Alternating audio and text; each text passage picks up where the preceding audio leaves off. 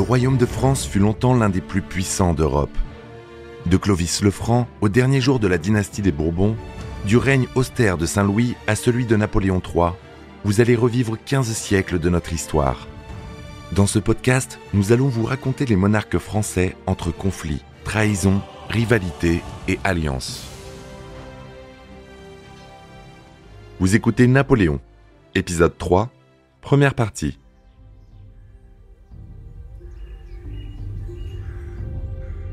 En 1812, Napoléon est à l'apogée de sa gloire. Il domine toutes les nations d'Europe et règne sur près de 40 millions de sujets. Son empire est immense, à l'égal de celui de César ou d'Alexandre le Grand. C'est indéniable, Napoléon a su forger déjà sa légende. Jérémie Benoît, historien de l'art. Et là, on voit très bien, comme disait David lui-même, que c'était beau comme l'antique, le visage de Napoléon. On pouvait le simplifier, si vous voulez, en quelques traits, pour en faire un visage à l'antique. Et donc glorifier l'empereur au même titre qu'un empereur romain. Les 130 départements français s'étirent alors de la Baltique à la côte romaine et aucun pouvoir ne peut prétendre s'élever contre son hégémonie. Il est le maître absolu.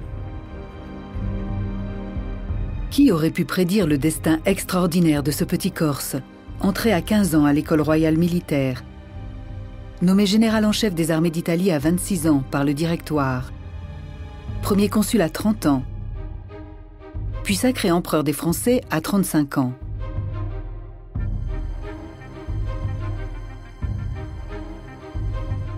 Imaginons-nous qu'en 25 ans de temps, ce garçon qui avait traversé l'histoire comme une météore, en 25 ans de temps, il avait bouleversé l'Europe beaucoup plus qu'elle ne l'avait été en 15 siècles.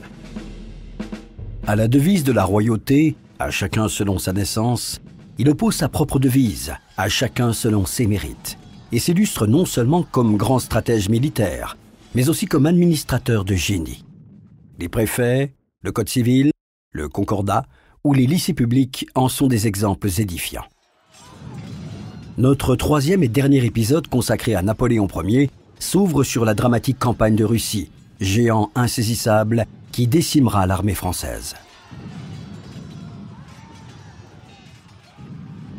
Il retrace la campagne de France qui opposera Napoléon à une coalition anti-française forte de près d'1 million d'hommes, apportant son lot de morts et de désillusions vers la perte de l'Empire. Quand on pense aux champs de bataille dévastés, au nombre de morts provoqués par la Grande Armée sur toute l'Europe, à ce qu'il faut bien appeler la trace sanglante de l'ogre, ça paraît bizarre de dire que c'était un homme sentimental, romantique, virgilien par moments, parce que on sait qu'il aimait beaucoup Rousseau. Puis viendra le temps de l'exil. Contraint de laisser la France aux mains de Louis XVIII, l'empereur ne régnera plus que sur un royaume ridicule, l'île d'Elbe.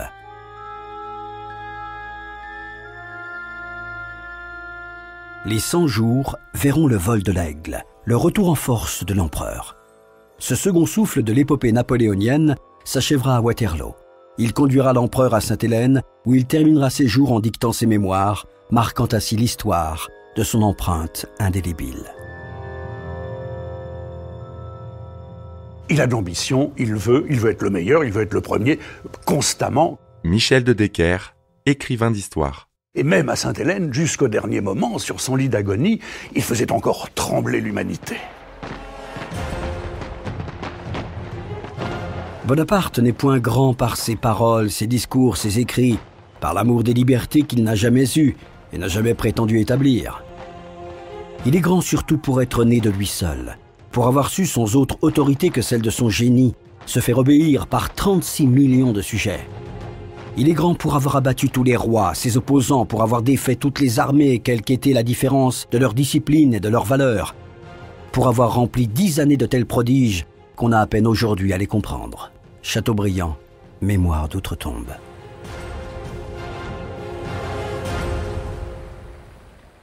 Le traité de Tilsit, signé 5 ans plus tôt, consolidait la paix entre l'Empire et la Russie. Alexandre espère alors, avec le soutien du général Caulaincourt, la signature d'un traité empêchant le rétablissement de son ennemi, la Pologne. Mais en désavouant Caulaincourt et en signant la paix avec l'Autriche, Napoléon trahit la confiance d'Alexandre qui voit la Pologne comme une porte d'entrée dangereuse vers une invasion de son territoire.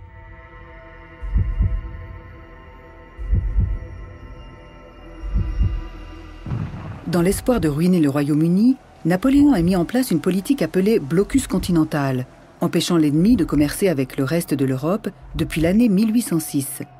Le but de Napoléon est donc de détacher toute l'Europe de l'orbite anglaise, d'isoler les Anglais et en particulier grâce au blocus continental. Jérémie Benoît, historien de l'art. Alors évidemment, l'Angleterre a été bien près d'être ruinée et donc la victoire de Napoléon aurait peut-être été possible à plus long terme contre l'Angleterre si effectivement les Russes avaient poursuivi le traité de Tilsit. La levée de ce blocus par Alexandre plonge l'empereur dans une rage noire, précipitant les deux géants dans une guerre inévitable. Le 24 juin 1812, fermement décidé à envahir la Russie, Napoléon franchit le Niémen avec ses troupes, dans l'espoir de ramener par la force l'allié d'hier, Alexandre, à la raison. Les forces en présence sont simples. D'un côté, il y a l'armée russe, de l'autre côté, il y a tout l'Empire français, c'est-à-dire l'armée française, mais également l'armée du Royaume d'Italie, du Royaume des Deux Siciles, c'est-à-dire le sud de l'Italie. Il y a toute l'armée de la Confédération du Rhin, Royaume de Westphalie, de Saxe, de Bavière, tout ce que vous voulez, les Hollandais, les Danois également. Plus les alliés de la France, c'est-à-dire qu'il y a de forts contingents autrichiens et prussiens. Mais au lieu de se diriger vers la capitale Saint-Pétersbourg, la grande armée, forte de plus de 600 000 hommes, plus nombreuse qu'aucune autre armée de l'histoire, s'enfonce dans les terres de Russie sans jamais trouver d'ennemis à combattre. Terres brûlées, désolation, villages dévastés. Napoléon semble désemparé face à la tactique du commandant Koutousov, qui refuse d'abord le combat, ravageant les villages afin de priver l'envahisseur de ravitaillement, l'entraînant dans la profondeur de sa toile jusqu'à épuisement. On laisse les troupes hostiles s'avancer le plus possible dans le pays. Jean-François Beige, écrivain. Donc on fuit, on ne livre pas de combat défensif. Et puis après, on laisse l'hiver faire le reste. Et puis les Cosaques et les troupes qui emprisonnent l'occupant et qui l'amoindrissent sur ses flancs, sur son arrière-garde. Et les Russes ont opéré comme ça au moment de la campagne de Russie, qui est une lourde erreur stratégique de Napoléon, parce qu'il n'a pas vu le risque qu'il prenait en s'avançant à l'intérieur de la Russie. 3 semaines de chaleur et de sécheresse affaiblissent considérablement l'infanterie. La dysenterie et le manque de nourriture a raison de beaucoup de soldats. Les bottes des fantassins s'enfoncent dans cette poussière molle, rendant toujours plus difficile leur progression. Une atmosphère lourde, étouffante, prend les soldats à la gorge et ne cesse pas, même la nuit, de continuer à les asphyxier. On se battait pour avoir de l'eau, et on buvait même la boue. Tolstoï, Guerre et paix. Le 14 août 1812, la grande armée française traverse sur des ponts de fortune construits pendant la nuit le fleuve Dniepr à Rasna, sous le commandement de Murat, Ney et Davout. En ligne de mire, la ville fortifiée de Smolensk, qu'il projette de prendre par surprise afin de continuer l'avancée vers le nord. Mais quand les forces françaises arrivent sur la ville, les garnisons russes ont été renforcées. L'artillerie, par des tirs ininterrompus, foudroie les faubourgs et ouvre d'énormes brèches dans les remparts, forçant l'ennemi à incendier la ville avant de battre en retraite. Si la bataille de Smolensk se solde par une victoire pour Napoléon, les ressources viennent vite à manquer. Les Russes avaient adopté la théorie de la terre brûlée, c'est-à-dire dès qu'il arrivait quelque part, tout était brûlé, on n'avait plus de vivres, on n'avait plus de ravitaillement. En 2 mois, Napoléon perd 150 000 hommes, pratiquement sans avoir échangé un seul coup de feu, courant après cet ennemi insaisissable qui se replie toujours plus loin à l'intérieur du pays. Quand l'armée russe se décide enfin à l'affronter le 7 septembre 1812 sur les bords de la Moskova, près du village de Borodino, la bataille se transforme en assaut frontal sanglant et bestial. Elle commence à 6h30 du matin et on entend s'effondrer les corps disloqués dans la boue jusqu'à 3h de l'après-midi.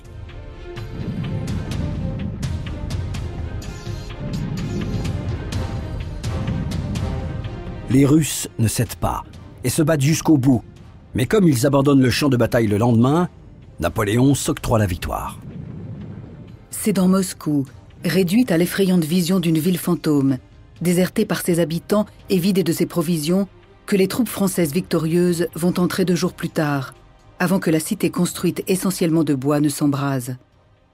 Alors il y a la polémique célèbre, est-ce que c'est la Grande Armée qui a incendié Moscou, est-ce que ce sont les Russes qui l'ont incendié? Bon, il semble bien que ce sont les Russes qui ont pratiqué la politique de la terre brûlée, de la ville brûlée en l'occurrence, et ce qui fait que la prise du Kremlin, toute symbolique qu'elle était, a été bien amère.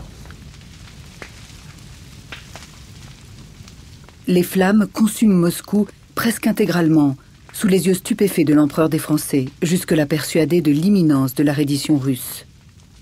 Toutes les fictions de l'incendie de Troie jamais n'égalèrent la réalité de celui de Moscou. C'était littéralement un océan de feu. J'ai défait des armées, mais je n'ai pas vaincu les flammes. Le destin a été plus fort que moi. Mémorial de Sainte-Hélène. C'est une ville complètement désertée qui s'offre à l'empereur. Il va l'occuper, mais il va chercher à traiter avec le tsar en envoyant en particulier des émissaires à Saint-Pétersbourg. Et malheureusement, le tsar ne répondra jamais. Et donc, il retarde son départ jusqu'au 14 octobre 1812, date à laquelle il décide de retourner en Occident. Malheureusement, il est déjà bien tard et le froid va arriver. Et on sait qu'en plus, l'hiver 1812 a été particulièrement rigoureux.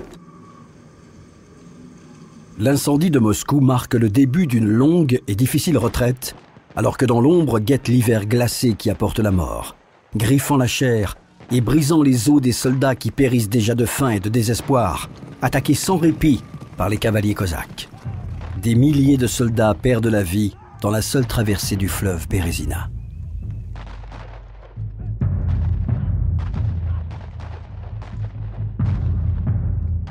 Il fait demi-tour, mais un peu de retard, parce que l'hiver tombe très rapidement. Michel de Decker, écrivain d'histoire. C'est la panique la plus complète dans cette retraite de Russie. Il faut franchir le fleuve qui s'appelle la Bérésina. Et l'expression, c'est la Bérésina, c'est en effet, ça veut dire la catastrophe. C'est la catastrophe pourquoi? Parce que les armées russes viennent harceler les arrière-gardes françaises, les massacrer les chevaux, que l'on mangeait d'ailleurs tout cru, parce qu'on n'avait plus rien à se mettre sous la dent. Napoléon n'est que le témoin impuissant de ce drame qui décime chaque jour davantage sa si grande armée.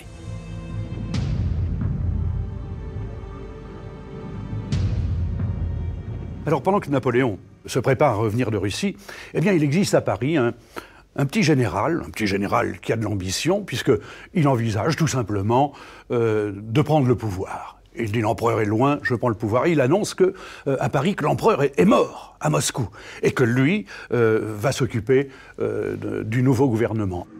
Le 5 décembre 1812, l'empereur apprend que le général Malet a osé tenter un coup d'État contre lui. Il décide de rentrer à Paris et confie le commandement de son armée plus que jamais en déroute à Murat. C'est une grande armée en lambeaux qui franchit le Niémen, en Prusse orientale, le 14 décembre 1812.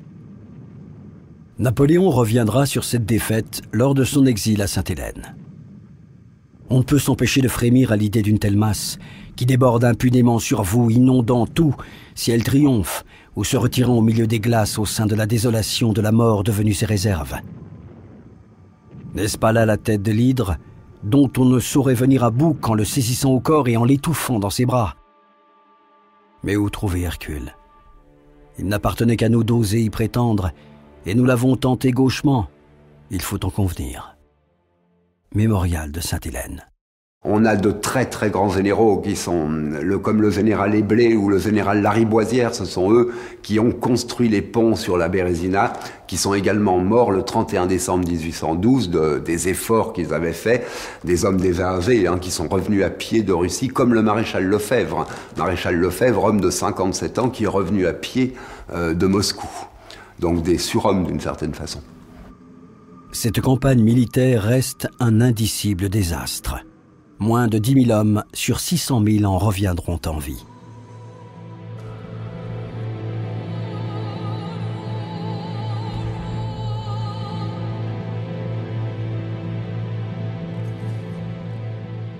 Entendant les râles et l'essoufflement de l'armée française, les rois de Prusse, d'Autriche, d'Espagne, du Portugal et de Suède voient une occasion unique de se libérer du joug de l'Empire et reprennent les armes en s'alliant à la Russie et à la Grande-Bretagne. À ce moment-là, même les Français sont lassés de leur empereur. La brutalité de la guerre en Espagne et l'invasion de la Russie ont anéanti une génération entière d'hommes. En 1813, l'Europe devient le théâtre de nouveaux affrontements. La coalition anti-française, forte d'1 million d'hommes, combat pour libérer l'Allemagne et restaurer les anciennes monarchies. Elle est conduite par Blücher, le Prussien qui hait Napoléon depuis que ce dernier l'a écrasé et fait prisonnier à Iéna. Schwarzenberg, issu d'une longue lignée de princes du Saint-Empire romain germanique. Et Bernadotte, ancien ministre de la guerre sous le Directoire et allié de l'empereur. Face à eux, les 360 000 Français de la nouvelle armée levée par Napoléon. Pour renforcer ses rangs, l'empereur fait appel par décret et anticipation aux jeunes conscrits, les Marie-Louise, novices dans l'art de la guerre et ignorant le maniement des armes. On se cachait, on ne voulait pas entrer dans l'armée, malgré la conscription. Et pour essayer d'être réformé, on se coupait les doigts, on se cassait les dents, parce qu'il fallait qu'on avait besoin des dents, il fallait que les dents soient intactes pour enlever la goupille de la cartouche, etc. Donc, si on n'avait plus de dents, on ne pouvait pas se défendre. L'opposition gronde, alimentant la légende noire de Napoléon. Ce n'était pas tout d'enchaîner les pères, il fallait encore disposer des enfants. On en était venu à ce point de mépris pour la vie des hommes et pour la France, d'appeler les conscrits la matière première, ou la chair à canon, Chateaubriand, de Buonaparte et des Bourbons. La bataille de Leipzig tourne rapidement à l'avantage des coalisés. Napoléon ordonne la retraite de ses troupes, qui doivent traverser la rivière Elster, pour voir à leur grande surprise leurs alliés saxons retourner contre eux leur artillerie. Le premier mois de la campagne de France est marqué par l'avancée lente mais constante des troupes coalisées. L'armée française, commandée par Victor, défendant les Vosges, et Marmont, défendant la Sarre, recule devant l'armée de Blücher, de même que Ney évacue Nancy. Les Autrichiens l'emportent en Italie. Les Britanniques repoussent tous les maréchaux hors d'Espagne pour les combattre ensuite dans le sud de la France. Pendant ce temps, à Paris, Talleyrand, compagnon d'hier, perçu par certains comme un traître et par d'autres comme un visionnaire de génie, Talleyrand attise la haine contre Napoléon et les alliés d'hier changent de camp. Alors Talleyrand est un personnage extrêmement compliqué à comprendre. C'est un homme extrêmement intelligent. Jérémie Benoît, historien de l'art.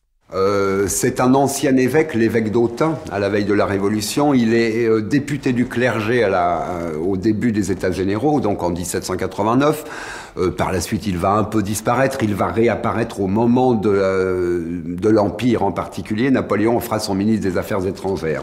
Mais c'est un homme de l'Ancien Régime, un homme du XVIIIe siècle qui n'a jamais abandonné ses convictions, qui tire beaucoup de ficelles dans l'ombre, hein, et qui n'est pas toujours bien d'accord avec Napoléon. Napoléon dira de lui, vous êtes de la boue dans un bas de soie. Le 11 janvier 1814, une alliance est conclue entre Murat, roi de Naples, et l'Autriche. Il promet de fournir 30 000 hommes à la coalition pour garantir la pérennité de son trône, paralysant ainsi l'armée d'Italie, commandée par Eugène de Beauharnais. Peu à peu, l'Empire se délite, ne possédant plus que l'ombre de sa gloire passée. Napoléon déclare au Sénat qu'il s'agit à présent de défendre la France contre l'envahisseur. Blücher s'apprête à opérer la jonction avec l'armée de Schwarzenberg, dans les plaines de l'Aube, quand Napoléon décide de commander lui-même son armée. Il confie la régence à l'impératrice Marie-Louise et son fils, le roi de Rome, à la garde nationale avant de quitter Paris. Il se jette comme un lion au cœur de la bataille de Brienne, le 29 janvier 1814, et s'en sort avec des pertes égales à celles de ses ennemis. Il accepte ensuite de combattre à la Rothière, avec une armée affaiblie et inférieure en nombre. Cette première défaite sévère pèse lourdement sur le moral des troupes françaises et déclenche des désertions massives. On a commencé à qualifier l'empereur d'ogre, de dévoreur de jeunes vies, de dévoreur de soldats. Donc les caricatures ont couru sur ce thème, surtout dans les années 1814, bien entendu. Mais dès 1810-1811, on voit apparaître plus de caricatures que dans la période précédente. Et au final, effectivement, la France est assez exsangue en 1814. Le 3 février, un nouveau congrès s'ouvre à Châtillon. La coalition propose la paix, moyennant quoi elle exige que la France retrouve ses frontières de 1791, refusant qu'elle prenne part à la réorganisation future de l'Europe, condamnant ainsi les membres de sa famille que l'empereur avait placés stratégiquement sur les trônes des pays conquis. Napoléon, jugeant ces clauses humiliantes, refuse de signer. Pendant ce temps, les combats continuent à enflammer le pays. Les armées de Blücher et de Schwarzenberg marchent sur Chalon-sur-Marne, sur Troyes, et font dangereusement route vers Paris en suivant respectivement les vallées de la Marne et de la Seine. L'étau se resserre. Durant 5 jours de combats acharnés, Napoléon retrouve toute l'énergie et l'intelligence stratégique qui caractérisaient ses premiers faits d'armes en Italie. Malheureusement, il est déjà trop tard. Les pertes des Alliés restent insignifiantes, tant leurs armées sont puissantes et leurs ressources infinies. Il ne faut jamais oublier que c'était un officier d'artillerie au départ, c'est-à-dire un homme qui calcule, qui travaille la balistique, qui travaille les emplacements. Jean-François Beige, écrivain. Toutes ces stratégies de guerre ont été écrites, minutées. C'était vraiment quelqu'un de très rationnel et il l'a été pratiquement jusqu'au bout, accumulant très souvent des erreurs par excès de rationalité.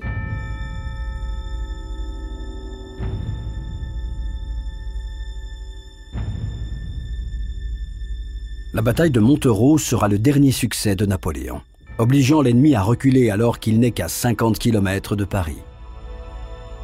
Mais après les dernières batailles particulièrement meurtrières, à Craonne et Laon, les généraux en ont assez de se battre et la France veut la paix.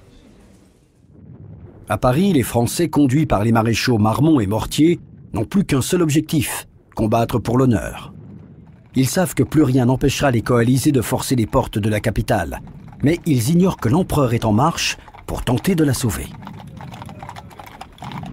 Le 30 mars 1814, à l'aube, Schwarzenberg attaque Paris par Pantin et Romainville, alors que Blücher concentre sa puissance de feu sur Clichy et Montmartre, enserrant la capitale dans un véritable étau. Moncey, commandant de la garde nationale, défend avec ardeur la barrière de Clichy dans un affrontement des plus sanglants. La ville agonise dans un tonnerre assourdissant de tirs d'artillerie et de cris de douleur des soldats. Le sang et la poudre se mêlent. Les flammes, cadencées par le trot chaotique des escouades de cavaliers en fuite, dansent un étrange ballet qui dévore les bâtiments. Dans les rues, s'amoncellent des corps illustres ou inconnus, aux membres arrachés.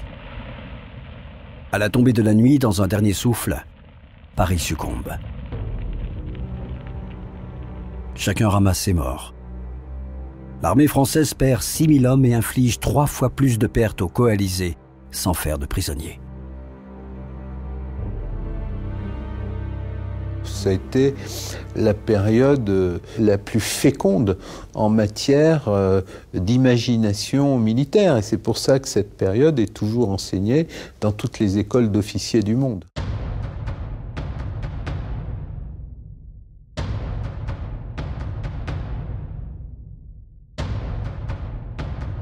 Les négociations sont ouvertes. Talleyrand en est le médiateur. Marmont et Mortier signent un armistice pour une durée de 4 heures, le temps pour l'armée française d'évacuer la capitale.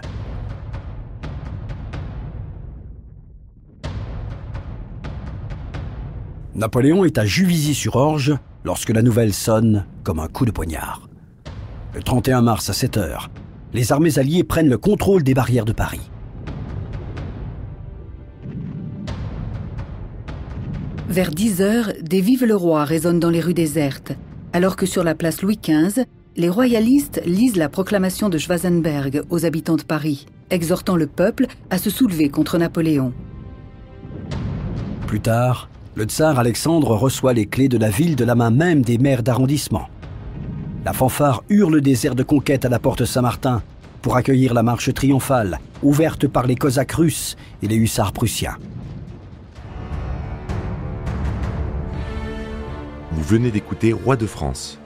Si vous avez aimé ce podcast, vous pouvez vous abonner sur votre plateforme de podcast préférée et suivre Initial Studio sur les réseaux sociaux.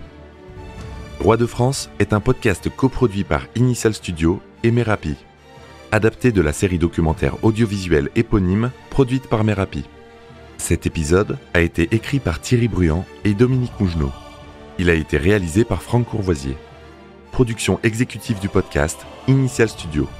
Production éditoriale, Sarah Koskiewicz et Mandy Lebourg, assistée de Sidonie Cotier. Montage, Johanna Lalonde, avec la voix de Morgane Perret.